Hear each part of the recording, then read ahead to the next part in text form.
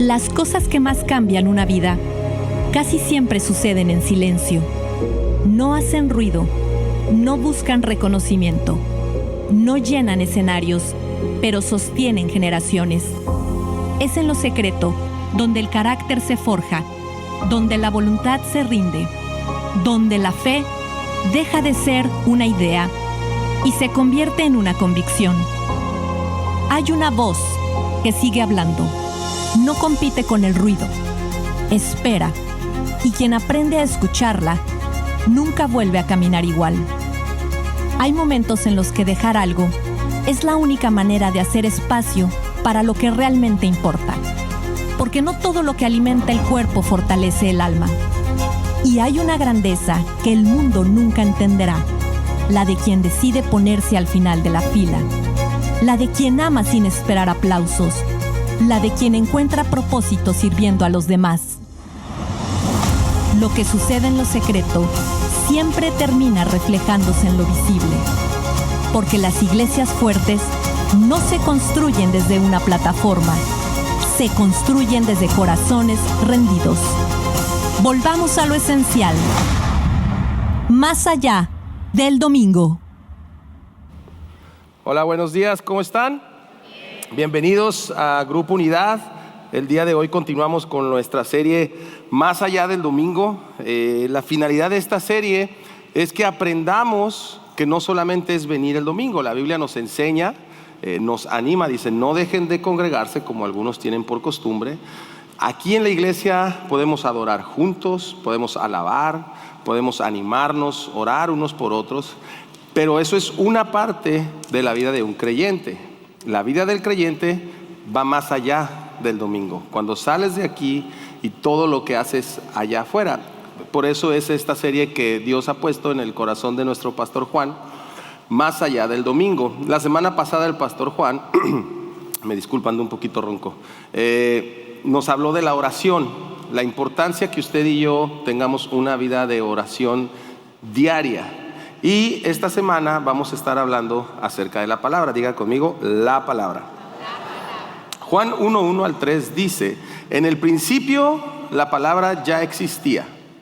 La palabra estaba con Dios y la palabra era Dios.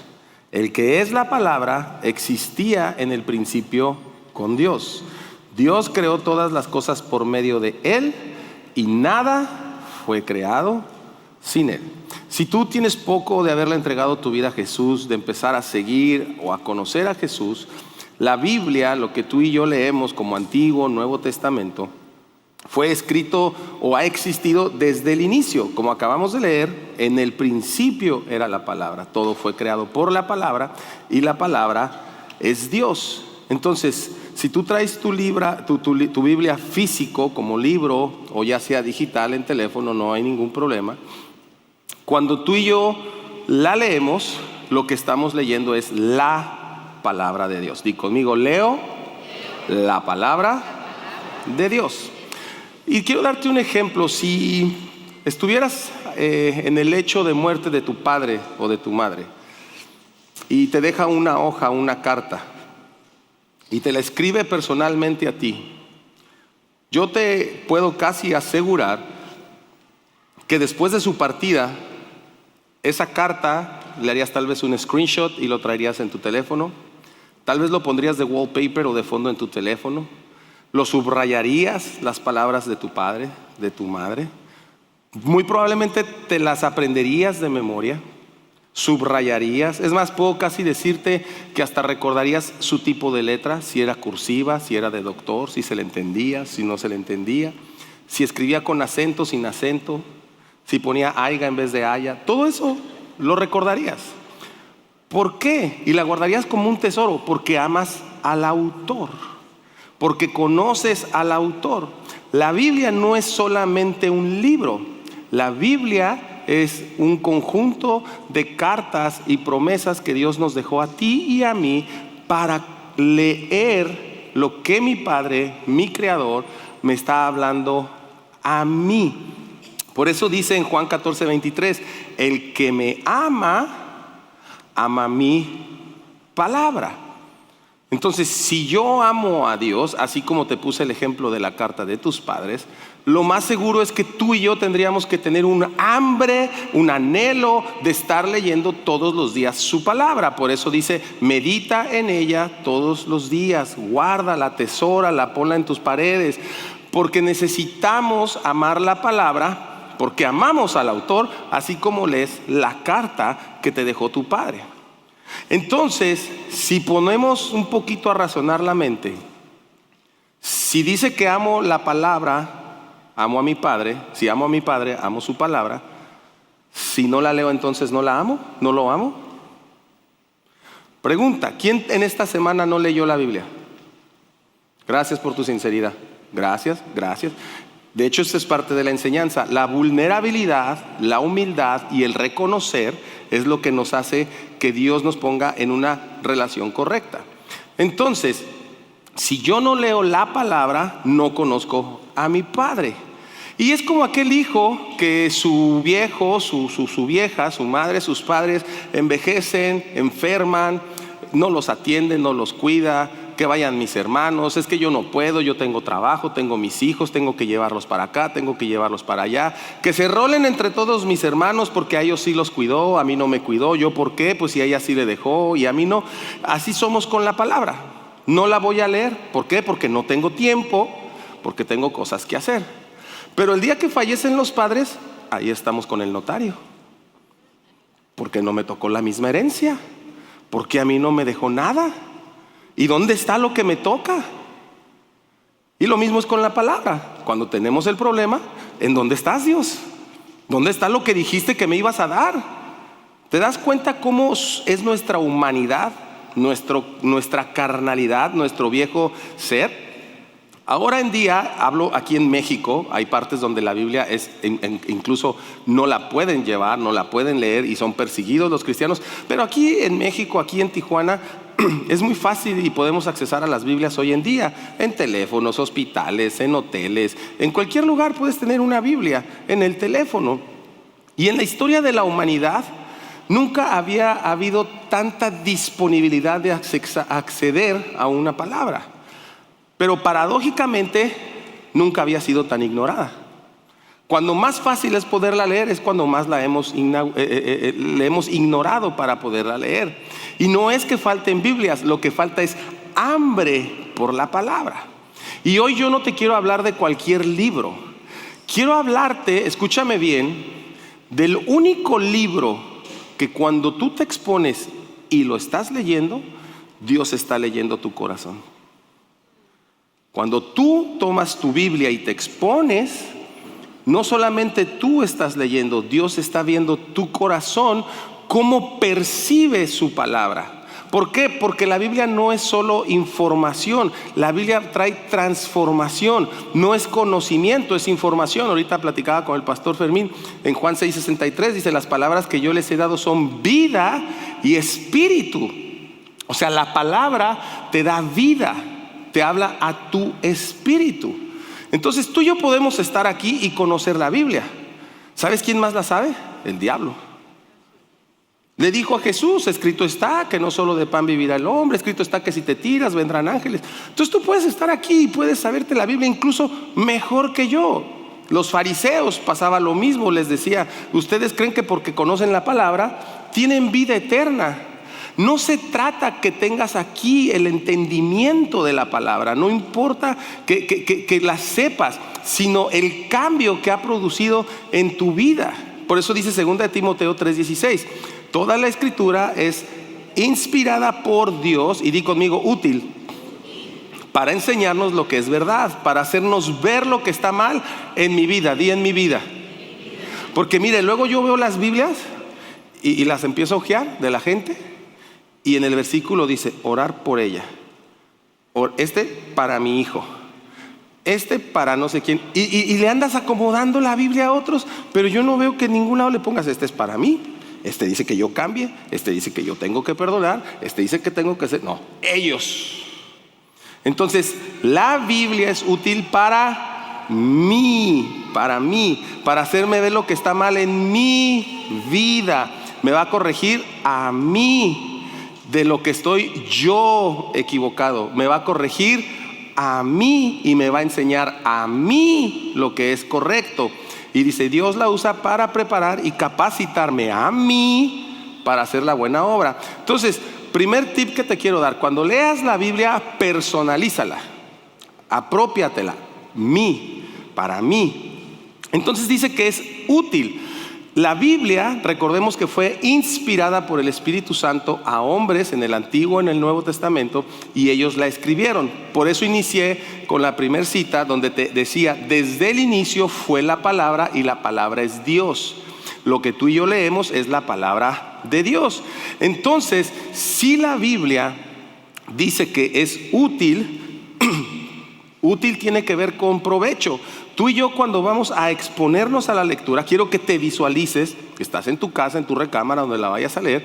La actitud que debe de haber, debe de ser una actitud de humildad, de estar dispuesto y de reconocer que la Biblia me va a mostrar en lo que yo estoy, ¿qué? Mal, en lo que estoy equivocado, si le trato mal a mi esposa, si trato mal a mis hijos, a mi nuera, a mi yerno, a mis líderes, a mis vecinos, a mis jefes. ¿Qué estoy yo haciendo mal? La palabra utilidad quiere decir provecho, fruto, ganancia, beneficio, productividad. Entonces, si ahora tú te pones el chip y en vez de decir, ay, qué aburrida la Biblia, ¿para qué la leo? Piensa, si la leo, voy a obtener un beneficio. ¿A quién le gustan los beneficios? Ok, la Biblia te dice es útil, te voy a dar un provecho. Y hay una idea que le llegué a escuchar algo así al hermano Wayne Myers, que él decía, si el evangelio nunca te ha incomodado, probablemente aún no ha transformado tu vida. La palabra, cuando la leemos, tiene que provocar un cambio en mí, en mi manera de pensar, en mi manera de sentir. ¿Por qué? Porque cuando tú vas a leer la palabra, lo primero que va a hacer es confrontarte a ti. No es el consuelo, aunque es consuelo. Pero lo primero, cuando me expongo yo a estas palabras de Dios, porque Él es la palabra y Dios está en la palabra, me va a mostrar quién soy yo. Y después me va a mostrar en lo nuevo yo que Él quiere que sea. ¿Me está siguiendo? El proceso de transformación de por qué estamos aquí. Por ejemplo, aquí hay comerciantes, hay empresarios, hay emprendedores, hay gerentes, doctores. Y tenemos que luchar todos los días contra el afán. Algo que todos los que estamos aquí, incluso jóvenes, la toma de decisiones. ¿Qué vas a estudiar? ¿Con quién te vas a casar? ¿Vas o no vas a la fiesta? ¿Tienes relaciones o no tienes relaciones antes del matrimonio? Tienes que pagar nómina, Infonavit, impuestos, la renta, las regalías, los proveedores. Y aparte súmale tu casa, la luz, el agua, el teléfono. Es un afán. Y todos los días tenemos que decidir qué vamos a hacer con toda esa bola de presiones. Por eso dice la Biblia, yo te voy a enseñar cómo debes de hacerlo. Y mira, te voy a leer dos pasajes de la Biblia que son el sustento o la base de esta enseñanza. Una es algo que a mí Dios en la semana pasada lo leí y mira, haz de cuenta que me sentía Rocky. Pero no cuando va ganando, sino cuando lo tienen contra la cuerda. Ya decía, ya Dios, espérate, ahí no. ¿Por qué? Porque su corrección te confronta. Pero ¿sabes qué? No nos gusta que nos confronten. Es más, muchos matrimonios fracasan porque no pueden confrontar sus problemas. En muchas empresas, muchos negocios, en hermanos, no puede haber una reconciliación porque no quieren confrontar el problema, porque no nos gusta ser confrontados, y eso es lo que hace la Biblia. Y esto fue lo que hizo conmigo. Lo voy a leer en primera persona, Salmo 78. Tercamente, Raúl, pusiste a prueba a Dios en tu corazón, al exigirle la comida que tanto ansiabas. Hasta hablaste en contra de Dios al decir, ¿qué Dios no me puede dar comida en el desierto? Eso sí, puedes golpear a una roca para que brote agua, pero no puedes darme pan a mí y a mi familia y carne a mi hijo, escuela, secundaria, gastos. Cuando el Señor me oyó, se puso furioso. El fuego de su ira se encendió contra Raúl. Sí, su enojo aumentó contra el pueblo de Israel, porque Raúl no le creía a Dios ni estaba confiando en su cuidado. Tercamente pusieron a prueba a Dios, 18 dice, pero él ordenó que a Raúl se le abrieran los cielos. Abrió las puertas del cielo, hizo que lloviera maná para que Raúl y su familia comieran. Les dio pan del cielo. Raúl se alimentó con comida de ángeles. Dios le dio todo a Raúl lo que podía consumir. Hizo llover tanta carne como si fuera polvo y cantidad de aves como la arena a la orilla del mar. Raúl comió hasta saciarse, se nota. Se les dio lo que se le antojaba. Pero antes de que se saciara su antojo, mientras aún tenía comida en la boca, la ira de Dios aumentó e hirió a sus hombres más fuertes, derribó a los mejores jóvenes de Israel. Sin embargo, Raúl siguió pecando. A pesar de sus maravillas, me negué a confiar en él. Entonces hizo que la vida de ellos terminara en fracaso y sus años en horror. Cuando Dios comenzó a matarlos, finalmente lo buscaron. O sea, cuando se puso ya difícil, Raúl lo buscó. Se arrepintió y tomó en serio a Dios. Fíjate aquí lo que dice, Entonces recordaron que Dios era su roca, que el Dios Altísimo era su redentor. Pero todo fue de dientes para afuera. Le mintió con la lengua y con el corazón no era leal a él. No cumplió su pacto. Sin embargo, él, ¿quién? Dios, tuvo misericordia y perdonó sus pecados y no los destruyó. Muchas veces contuvo su enojo y no desató su furia. Una y otra vez Raúl puso a prueba la paciencia de Dios, provocando al Santo de Israel. No se acordaron de su poder ni de cómo los rescató de sus enemigos, pero guió a su propio pueblo como un rebaño de ovejas. Lo condujo a salvo a través del desierto, los protegió para que no tuvieran temor. En cambio, sus enemigos quedaron cubiertos por el mar. Pero ellos siguieron tentando a Dios, al Altísimo, y rebelándose contra él. No obedecieron sus leyes, le dieron la espalda y fueron tan infieles como sus padres. Eran tan poco fiables como un arco torcido. Di conmigo, arco torcido. Entonces, esto es un reflejo de quién soy yo. Conozco la Biblia, conozco a Dios, me dio vida eterna, me libró del pecado, me ha provisto, me ha dado comida, me ha dado ropa, me ha dado escuela, me ha dado una familia, me ha dado salud, me ha dado todo. Pero de todos modos dice que le seguía reclamando a Dios. ¿Por qué? Porque las cosas no eran como yo quería, porque mi esposo no es como yo quiero, mi esposa no es todavía como quiero, el ministerio no es como quiero, mi esposa no hace lo que yo quiero, en el trabajo no salen como quiero las cosas, todo es como yo no quiero. Entonces, Dios, ¿por qué no haces tú lo que yo quiero que hagas a la hora que quiero y como quiero? Porque yo sé cómo deben de ser las cosas. Eso es lo que el pueblo de Israel estaba haciendo, diciéndole a Dios qué hacer y cómo hacerlo. Y tú y yo vivimos muchísimas veces frustrados por eso, porque no salen las cosas como queremos. Mi familia no está como quiero. Es que bien me dijo mi mamá que me hubiera casado con el otro, con ese no hubiera trabajado, este me tiene trabajando. Bien me lo dijo mi santa madre, hubieras estudiado. ¿A poco no? Pero termina diciendo que eran como un arco torcido, y ahí se refiere y ya se menciona Oseas 7:16, cuando en Oseas dice: miran en todas partes menos al Altísimo. O sea, buscaban ayuda en el cuñado que anda en la política, porque si gana, agarro hueso. Si agarro este contrato, vieja, ahora sí, nos vamos de vacaciones. Si se hace esto, vieja, ahora sí. Buscaban en otras áreas menos al Altísimo. Y dice, son tan inútiles como un arco torcido. ¿Por qué hace mención a un arco torcido? Un arco torcido es un arco defectuoso, engañoso, útil, pero fallaba al momento de ser decisivo. Era muy bonito, tú dices, no, pues con este vamos a vencer. Sí, pero las flechas nunca eran efectivas. Nunca daban en el blanco. Entonces por eso dice, son como un arco inútil.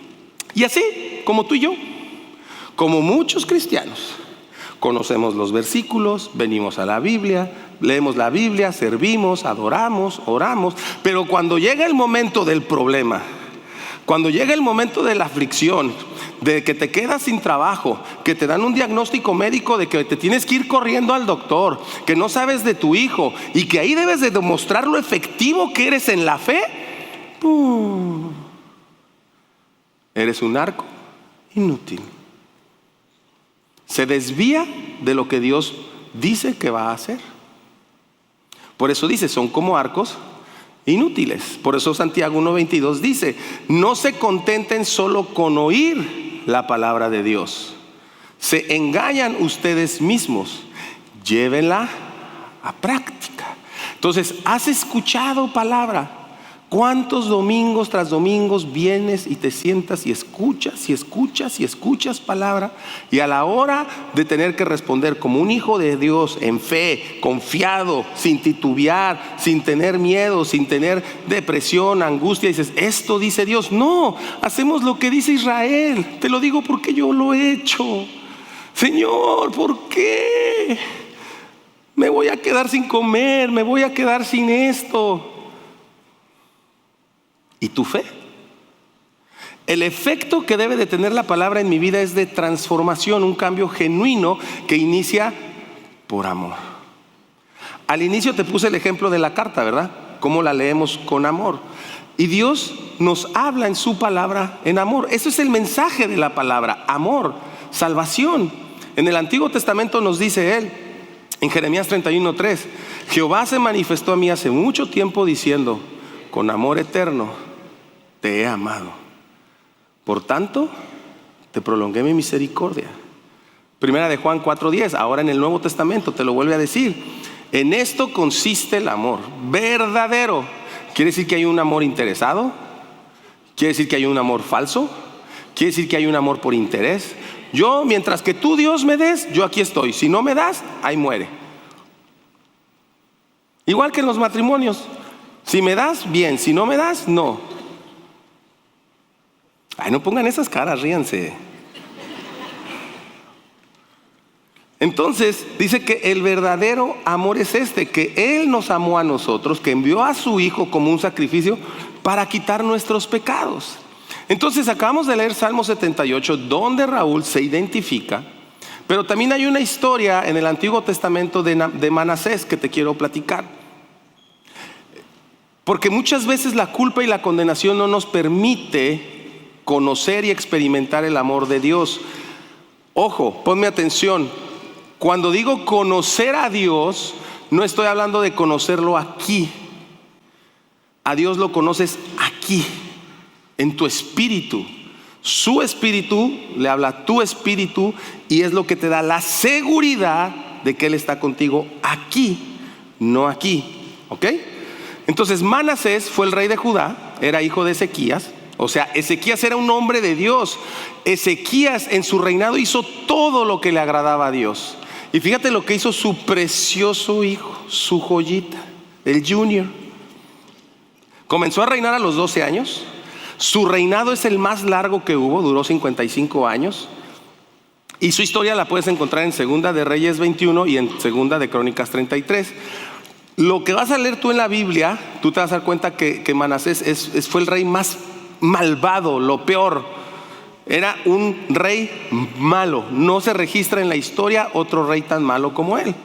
¿Por qué? Fíjate todo lo que hizo Manasés durante su reinado. Reconstruyó los lugares altos de idolatría. Lo que su papá quitó, él volvió. De lo que Dios los había salvado o había ayudado, él regresó a lo mismo. Levantó altares de Baal, santos, imágenes, figuras, se encomendaban a otros dioses. Adoró a las estrellas del cielo, horóscopos. Eso no le agrada a Dios. La lectura de manos, de cartas, adivinación. De hecho dice que colocó ídolos dentro del templo de Dios. Y ídolos no solamente son figuras. Ídolos es todo lo que ocupa el primer lugar que Dios. Si tu esposa es primero que Dios, entonces tu esposa es una idolatría.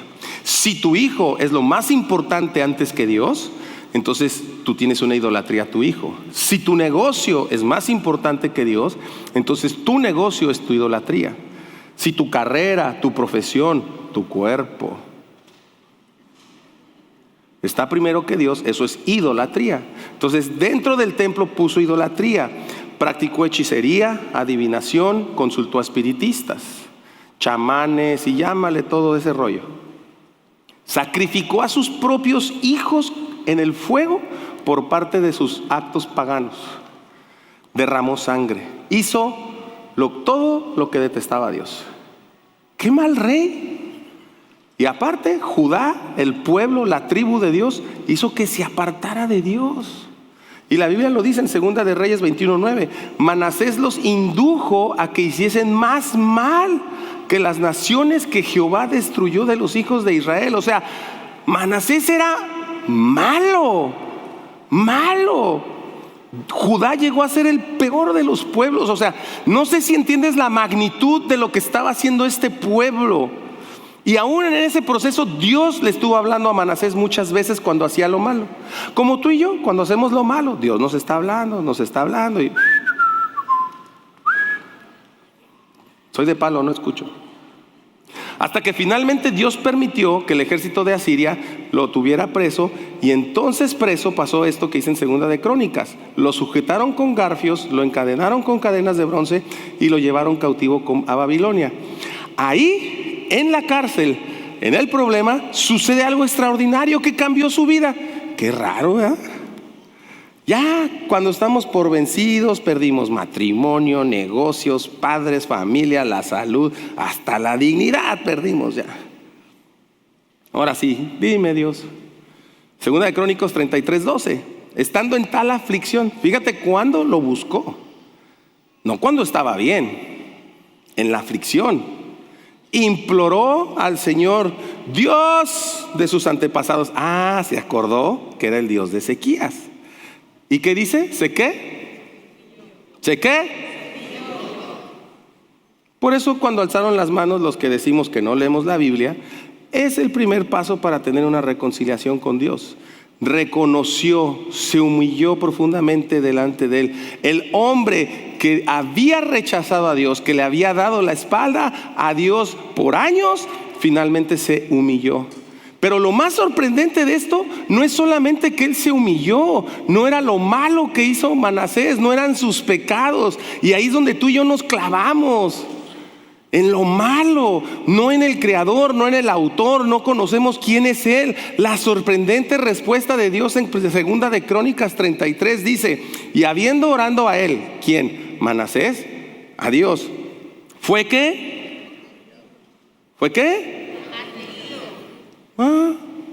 Le atendió a un pecador. Entonces yo sí califico. Yo no he hecho lo que hizo Manasés. Yo no he hecho idolatría, adivinación, horóscopos, nada de eso he hecho. De repente orgullosito sí. No le voy a mentir. Pero dice que Manasés, después de todo eso mal, oró a Dios y Dios lo atendió.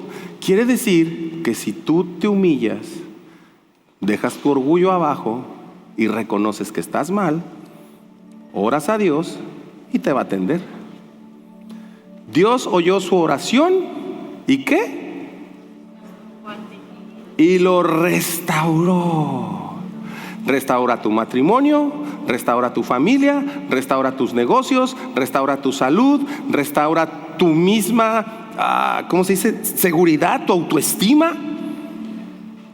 Él va a restaurar todo. Esa es la buena noticia, que Dios escuchó su oración, lo perdonó y lo restauró, le volvió al lugar donde estaba.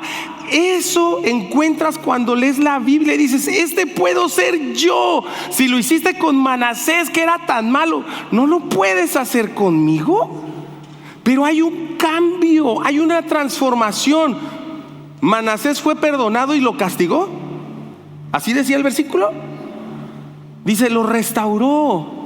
Él no es como tú piensas. Te perdono, pero te voy a decir todo lo que hiciste.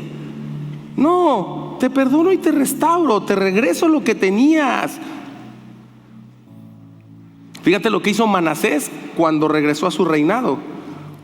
Quitó los ídolos, destruyó los altares, restauró el altar de Jehová, invitó al pueblo a servir.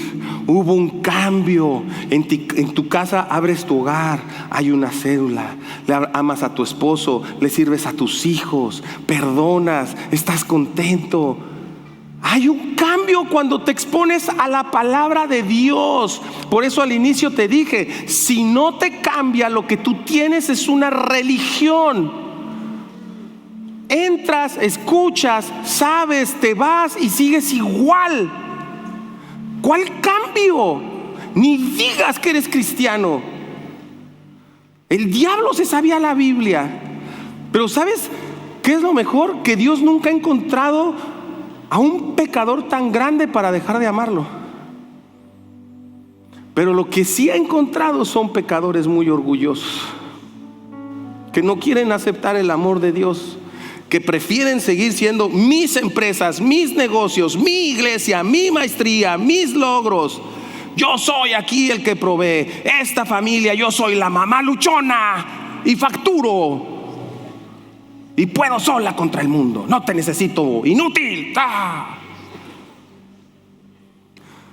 Pasó de desafiar a Dios a reconocerlo como su único Señor. Lo leímos, en la cárcel lo reconoció, en la aflicción.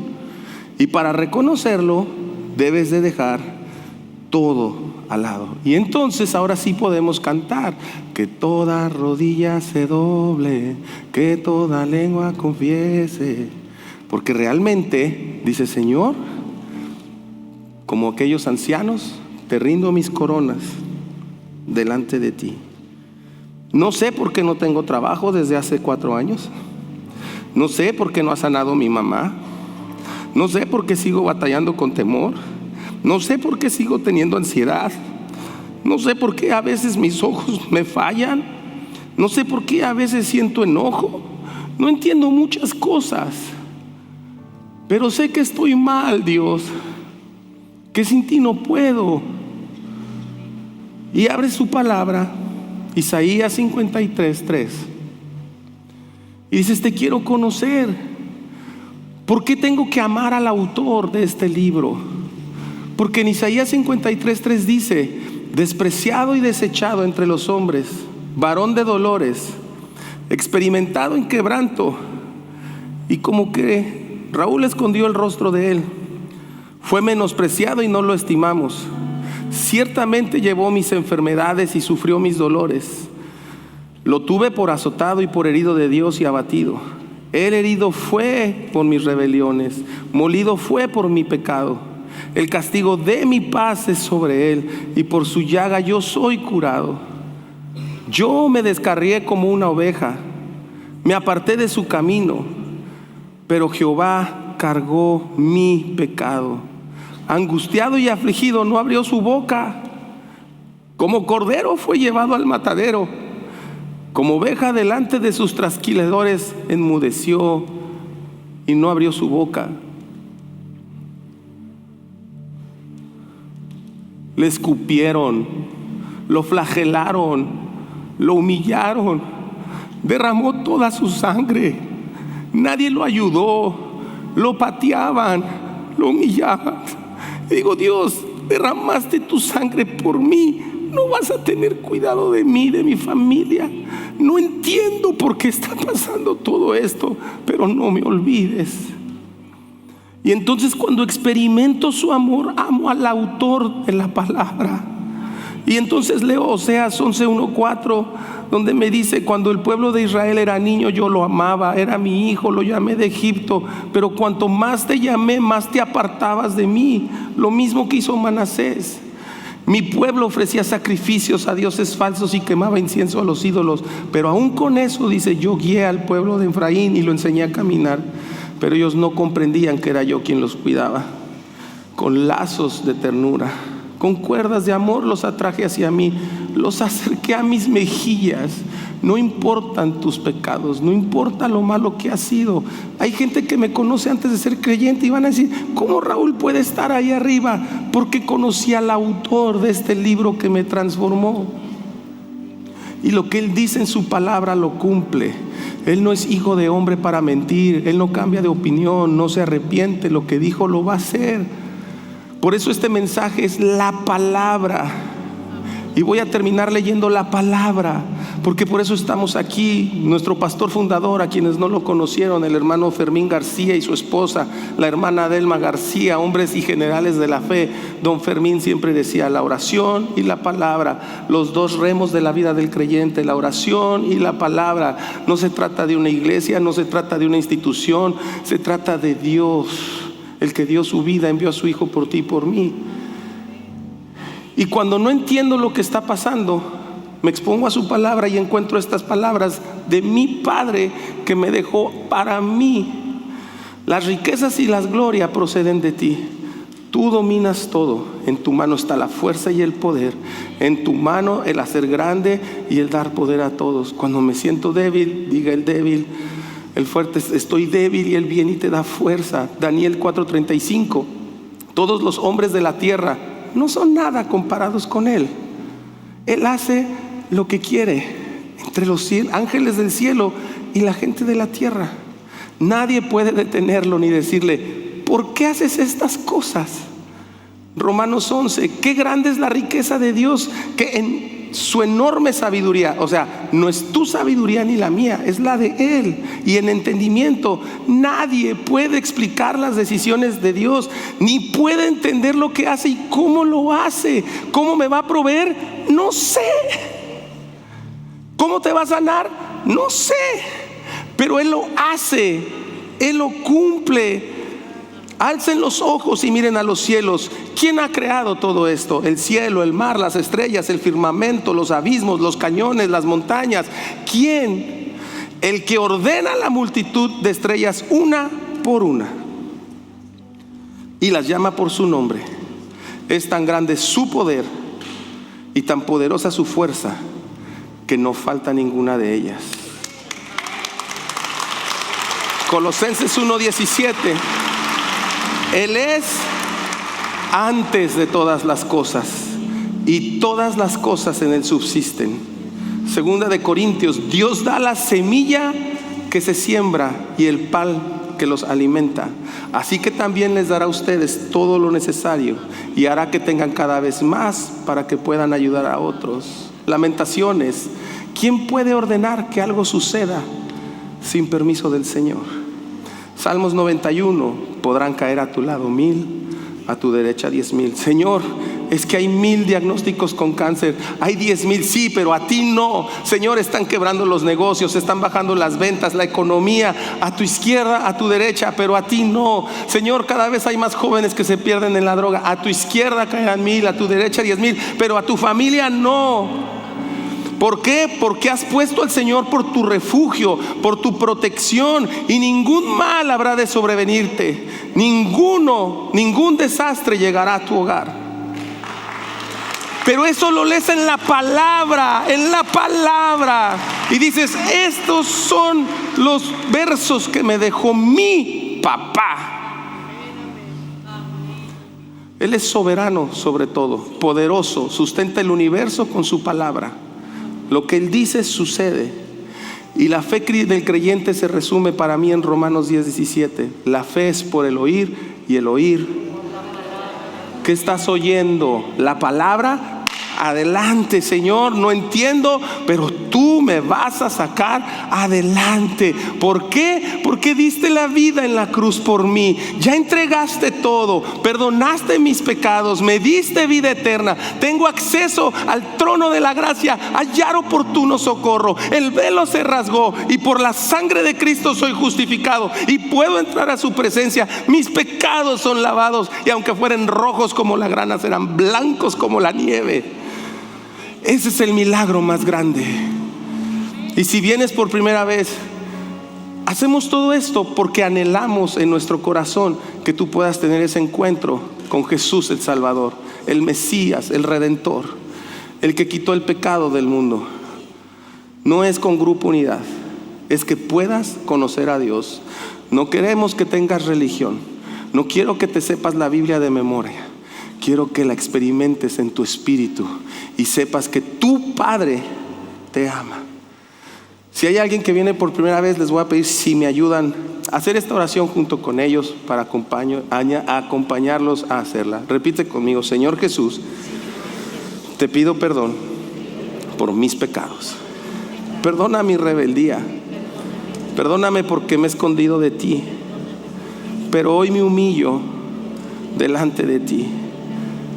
Dejo de lado mi orgullo y mi soberbia y te reconozco a ti como mi Señor y Salvador. Entra y gobierna mi vida. Gracias por dar tu vida por mí y ahora estar sentado a la diestra del Padre intercediendo por mí. En el nombre de Jesús, amén. Solamente quiero saludarte. Si hiciste esta oración, podrías levantar tu mano. Me gustaría saludarte.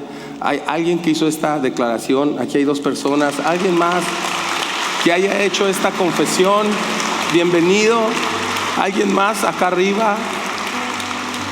Si tú la hiciste en línea, ahí puedes poner acepto. Te van a hacer llegar una información. Y los que hicieron esta oración aquí, a mi lado derecho tenemos un salón donde queremos obsequiarte un material de nuestros pastores Juan y Gaby, para que aprendas un poquito más de cómo seguir teniendo una relación con Jesucristo. Y para los que estamos aquí, vamos a terminar, pues ¿qué les parece?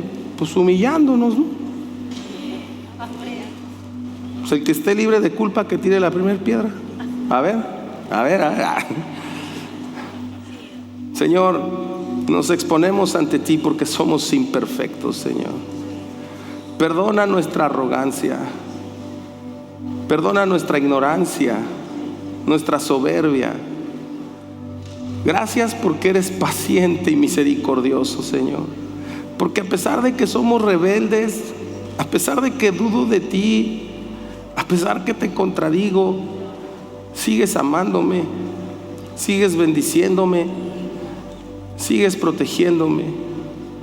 Padre, te pido una sola cosa esta mañana: que esta sala se llene de un bálsamo de tu amor. Que cada uno de los que estamos aquí podamos sentir tu amor y tu presencia. Que aunque el mundo se esté cayendo, mi familia, pero que nos podamos ir de aquí con la seguridad y la certeza que tu amor está en medio de mí.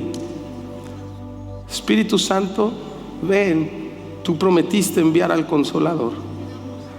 Trae consuelo, trae libertad, trae paz, trae gozo, trae contentamiento a lo que tenemos.